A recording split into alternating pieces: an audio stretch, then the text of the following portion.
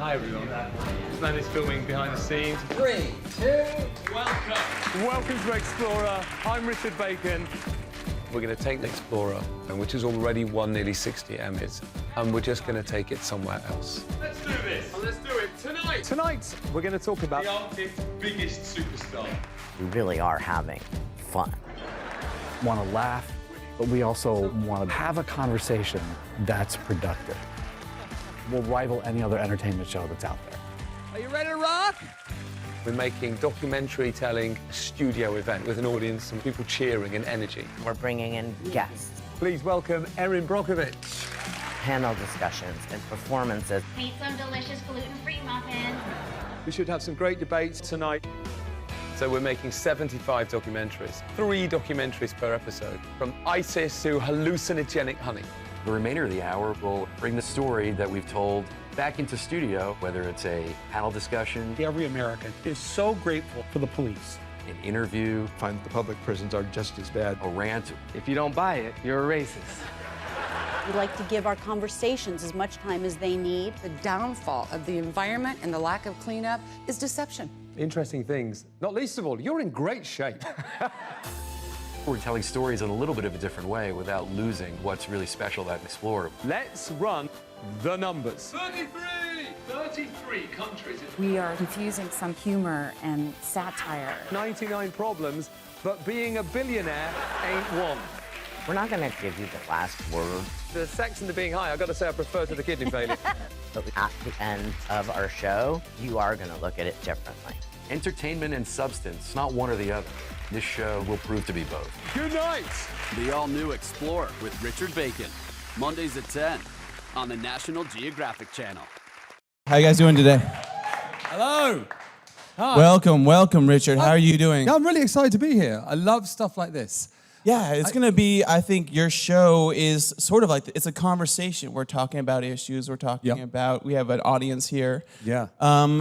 Hello, audience. There we go. Hi. I want to start off. Look how enthusiastic they are. This is why I like American TV They're all audiences. smiles. If you guys don't see, they're all smiles. You're also look back in Britain, all the audiences, because I'm British, in case you hadn't noticed. But they're a bit surly, they take things a bit seriously. And here everyone just kind of laughs and cheers and is really enthusiastic. And that is why I've decided to become an American, ladies and gentlemen. There we go. We're glad to have you. Or at least until a couple of Tuesdays ago, and then I reverted. There we go. That's exactly it. I want to start off right with Explorer. This has been a long-running show on National Geographic for a while in a different format. Before you came on as host of the new Explorer, were you very familiar with the old format? Yeah, very familiar. Yeah. Yeah, as we explained in that trailer there, the Explorer is a show that's been on for nearly 30 years and has won 60 Emmys. So it's quite no small number, absolutely. I know. It's also, when you're taking on the brand, it's quite a lot to live up to. You're sort of getting nervous. What happens if we never win another? But nearly 60 Emmys, and it's always been this 1-hour documentary series, and it's always told these stories from around the world, stories that should be told. It's always given you new angles on things, and I think we decided that we can tell more stories than one a week. So in our new format, we have 3 documentaries, and they're shorter. And that around those documentaries, we can talk about the issues. So, when you watch a good doc and then you talk about it, right? We've kind of brought the talking about it into the show. So you see the documentary, and then in the studio, we'll go further with the conversation. And I think it's also about trying to turn documentary making into an event. So there's a studio audience, a very enthusiastic American studio audience who are there, who are also very much part of the show as well. Yeah, I think you hit on a great point. We have these documentaries, they go on their streaming services and then people talk for about a week about them, and it's not really a long-running conversation, doesn't keep the conversation going. Now you guys are adding in a social media element, you guys are having people talk about the stories as the stories are happening on air. Tell me a little bit about how you are able to take people's perspectives. Are you looking for leads all over the world? How are you guys getting the leads for these stories? Three documentaries is a lot to make. It's a lot. So there's 25 episodes in the first series. So that means we're making 75 documentaries, and a very high proportion of our stories are abroad. And Tonight Show, so we're on tonight at 10 p.m. on the National Geographic Tune channel. in, guys. Tune in. Tune in, all of you. We want your enthusiasm as you watch the channel as well. But we're on tonight at 10, and our lead story is in Pakistan. And it's about a thing called the disposition matrix, which is a kill list. America has a kill list, a list of people that it wants dead. And this list is updated regularly by the president himself. And when you're on that list, it's very hard to get off that list. And so we have got, as you can imagine, you can't just call up and say, would you mind taking me off the list? And so we get a hold of that list, and we go to Pakistan and we talk to a man who's on the list. And what's really powerful about the interview that our correspondent Tim Samuels does is he interviews this man, he's called Malik, I believe, and his son together. And his son, who's about 12, talks about how he lives with his dad and he lives in fear, and he can hear the drones buzzing overhead looking to kill his dad. And you know that when drones rarely take out one person at a time. They take out all the people around them. And so you get that human perspective. And also this man believes that he shouldn't be on the list as well. And so we tell that story. We have, to answer your question, a team of producers in the office. It's kind of like a hybrid of a talk show and a newspaper investigations department. And so we're always looking for stories like the kill list to tell. And hopefully dangerous stories and bold stories. Sometimes we'll tell humorous stories. We had a story last week. We went on an expedition last week to find the final ever batch of hallucinogenic honey. And we found it. It was a great segment. And you brought it for everybody. That's right. And I've brought some here for this that's why they're enthusiastic. I got them high before I came on stage. That's where it comes from. And so it's that mix of stories, but we have a team of producers who have worked at CNN and MSNBC and a range of shows, talk shows and news programs and documentaries who've come together to find these stories. One of our exec producers produced and shot herself most of Michael Moore's films. And so we have our background is a mix of Michael Moore, Colbert, Letterman, 60 Minutes, MSNBC, CNN, and you put all that in a pot and you get hallucinogenic honey. I have to imagine that those topics can get a little heated. I'm sure people have different opinions on when you're doing a drone special.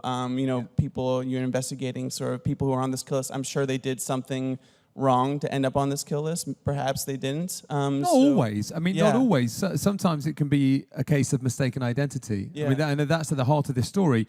Are the people on the list the right people? Are they going after the right people? And we have a debate. So we play the film by Tim Samuels, our correspondent, who's gone to Pakistan, and he goes to Washington.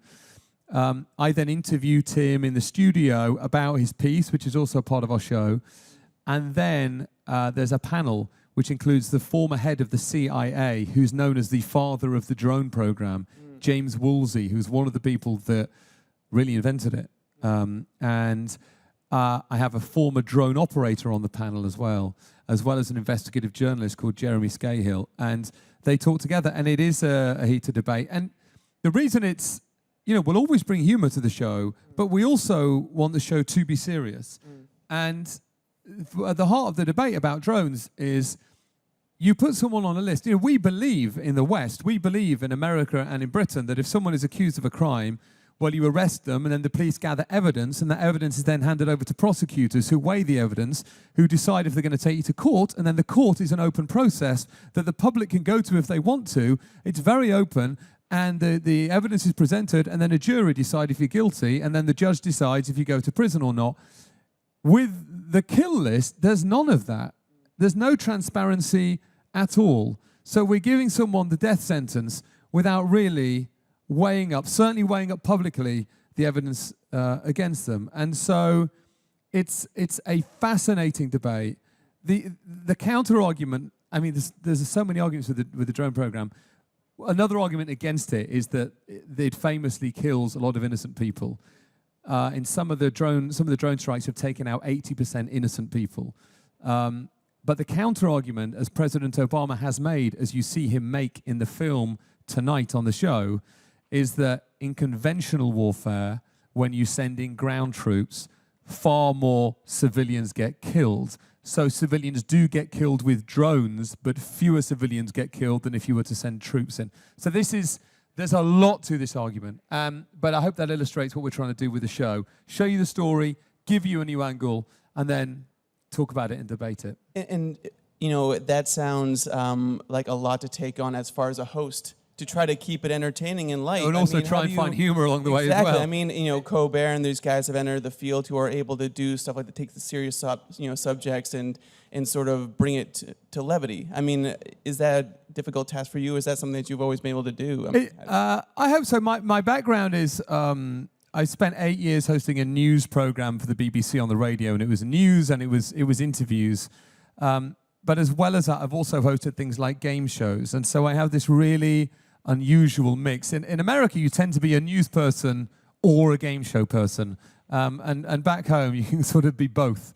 And other people will have to, you know, assess whether being one undermines the other. But I kind of have a mix of both backgrounds, so I do try and bring humor to these things. Look, we're still really evolving the show, and we are still learning, and we're making sort of little changes every week as we put the show out and we get audience feedback and change it again.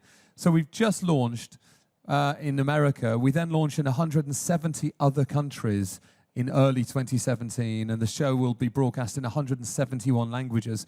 So not only do we go to places like Pakistan to tell you this story about the drone program, our show will get shown in Pakistan. And so we really hope as we tweak and learn and build that this story can change things. That it starts that we want to debate in the studio, but we want other people to debate on social media and beyond. But we really hope that the show has a reach that gives it the ability to change things. But in answer to your original question, I do want to bring humor to the show, and I'm still learning about that balance and where it works. We've only put 2 shows out so far. Yeah, absolutely. And I mean, tell me a little bit about stories that obviously the drone and the hallucinogenic honey, I mean, those are things that are very different. What stories have you brought to the table? I mean, were there any stories that you were ultimately fascinated by? Or I'm sure there's things that you brought up in the meeting. I mean, I'm fascinated by almost everything. I'm just a very, very enthusiastic person in life. And there's very little I'm not interested in. Good quality to have. It is a good... Sport is one of the few things I'm not really interested in, which I realize everybody else is. But I'm not. But anything else I'm fascinated by. I occasionally go into the field myself. We have a team of correspondents who've worked on The Daily Show and who've worked across newspapers and news channels and all sorts of documentary strands and won lots of awards. But I occasionally go into the field. I went to Italy, to southern Italy, to spend some time living with some refugees. Again, we want to bring you new angles on stories. And so the idea of this story, which I think is in next week's show or the week after, but it's about a town that welcomes refugees. And in America recently, particularly during Trump's campaign, there was a lot of anti-refugee rhetoric, and there was a lot of, let's not let any refugees from Syria in. You never know, one of them might be a terrorist. And the point of this story, because it's an issue I really care about, I'm effectively an immigrant to America myself, and with refugees, they are people often fleeing the same enemies as us, and their lives are hard enough without us in the West making them harder. And so I wanted to tell this story, a story about a town that welcomes refugees, houses them, and finds them jobs.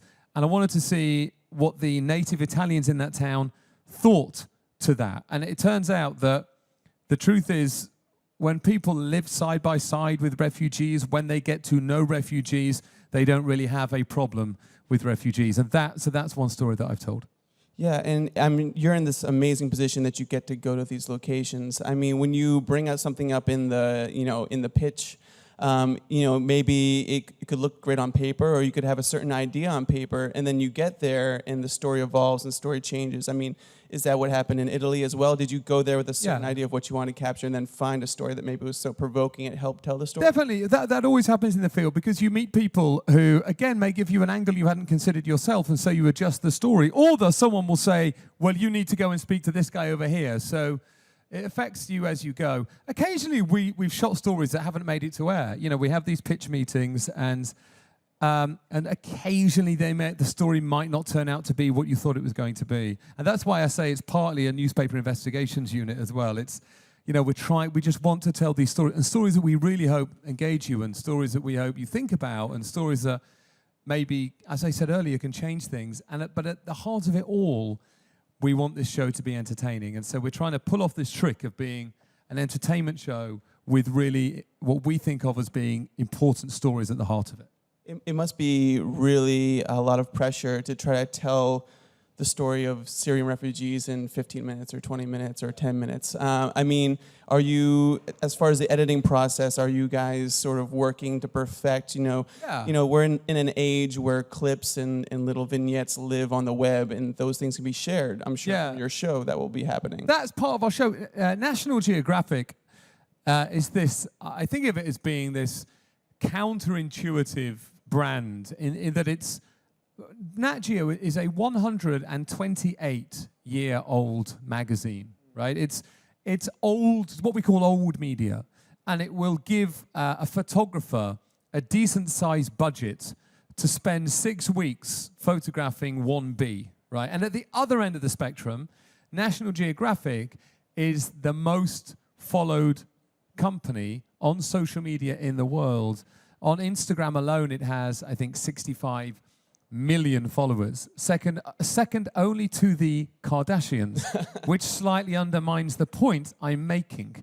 But collectively, it's something like 250 million followers on social media. So, and this is the advantage of telling these documentaries in shorter form. Explorer, as I said earlier, used to be 1 hour at a time. Now we tell these stories in 10 minutes or 7 minutes or 4 minutes. And what we want to do as we build and grow and work out the show is we want to share these stories. So we'll take short form bits of these stories from, for example, Pakistan and our story about the drone program, and we'll put that on social media, which is another way for it to reach an audience. So as we grow and get more confident, our stories will reach people through social, and will go out in 171 countries around the world. And that's basically our strategy. Yeah, and we're talking a little bit about more people have turned up. There we go, exactly. You're an eloquent speaker, and they're showing up for you. You'll have those vignettes that live on the web, and then also you're looking to bring people, obviously, in the studio for your conversations. Yes. I mean, you've had Michael Moore already. We've had Michael Moore, yeah. And Michael Moore, and then I'm sure there's other people that you'd aim to get in the. What kind of people are you looking to bring in? Is there a criteria? Is there I think, a guest? So the criteria is partly I'm going to interview the correspondents who've told these stories, but also it's people connected to the stories, such as the former head of the CIA who comes on to talk about drones. It is also, we will have really well-known people on the show as well, but they have to be either connected to a story or have an issue they really care about. So the aforementioned Kardashians are unlikely, as much as they bring us a following, are unlikely to make it on. But we will have people talking about, musicians, film stars, TV stars, if they care about the drone program, if they care about climate change will always be a big thing for us, then we absolutely will have them on and talk to them. Is there a climate change story that people can look out for, or one that you're working on right now? We've got a few. My first job, I got this job with National Geographic earlier this year. It's an amazing operation. The first job I did for Nat Geo was to interview President Obama about climate change. It's your first gig. That was my first thing they bad. asked me to do. They called me, I just got the job and I was in a hotel, and it was early one morning and I'd been out, had a couple of drinks, I was a bit hungover, and my phone went, and it was the director of communications for Nat Geo, and he said, "Oh, just so you know, you're being vetted by the Secret Service." I was like, "I'm sorry, what?" And he said, "Yeah, you're interviewing President Obama on Saturday." And so President Obama and I went for a walk in Yosemite together, through the redwood trees of Yosemite, and that was my first job for this channel. And it was really sweet. It was just me and him. He drove himself there, and he was running a bit late because he couldn't find anywhere to park. And sorry, no, my mistake. He came in a military helicopter, followed by another military helicopter. But when you see the pictures of our interview, it looks like it's just me and him. But behind the cameras are like 30 people with machine guns tracking backwards, and a motorcade just out of shot of 20 vehicles, one of which is an ambulance containing his blood, and another one another one is a car with the nuclear launch codes in it. But that's what they say about hiking. You know, come prepared. Come prepared. Come prepared to start a nuclear war. So, there's an example of a climate change story for you. I mean, going from that, I mean, what was, the next, when you're going to the pitch meetings, I mean, what are the things that you're bringing up? What are the things you guys are talking about? When you get in that first with the executives from, Colbert Report and the people that you guys have all brought together for the show? So the way the pitch meeting, and I started out working in news, and it reminds me of working in newsrooms where we have 3 execs on our show who sit on chairs a bit like this, one side of the room. And then everyone, the producers, the assistant producers, the writers, anyone working there, the guy who works on the front door, anyone can just suggest stories. And so that's how we generate them. It's a room a bit like this, with this number of people here, as you see in the audience, and everyone just lobs in ideas for stories. But I'm really proud of the stories we're telling. There's another story in tonight's show to give you an example of what we're doing here. And by the way, there is levity, there are funny stories. But as well as the drone program tonight, and as well as the interview with the former head of the CIA, we tell a story about some Syrian expats who are being chased down by ISIS.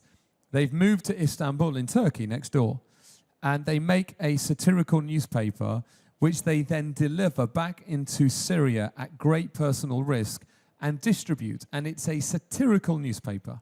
And they also make satirical videos on YouTube.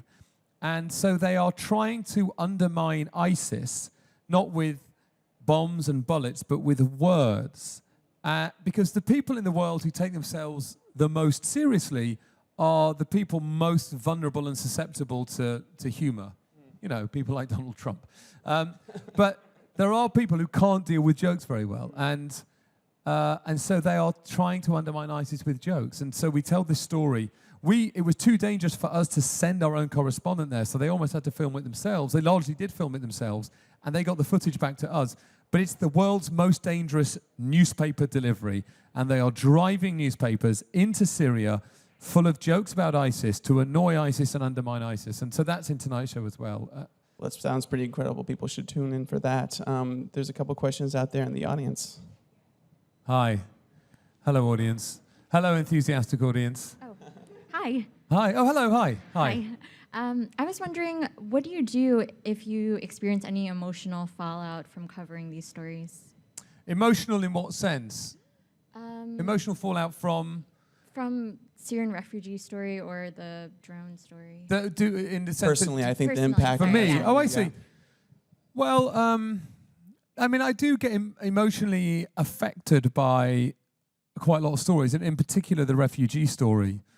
When you're talking to, there's a lady called Blessings from Nigeria who, in the piece, tells me how she, along with her 4 children, made it to Italy on an inflatable boat, like an inflatable raft across the Mediterranean, and somewhere along the way, someone tries to drown her and her children. And she tells the story of how she makes a connection with the only other woman. There was a boat trying to drown them. She doesn't know who it was, but she spotted a woman on the boat, and how she just pleaded with her as a mother to stop. And this is a moment at which this woman's kids are going to drown. She's now made it to Camini in southern Italy, where she's a dressmaker, and she's happy.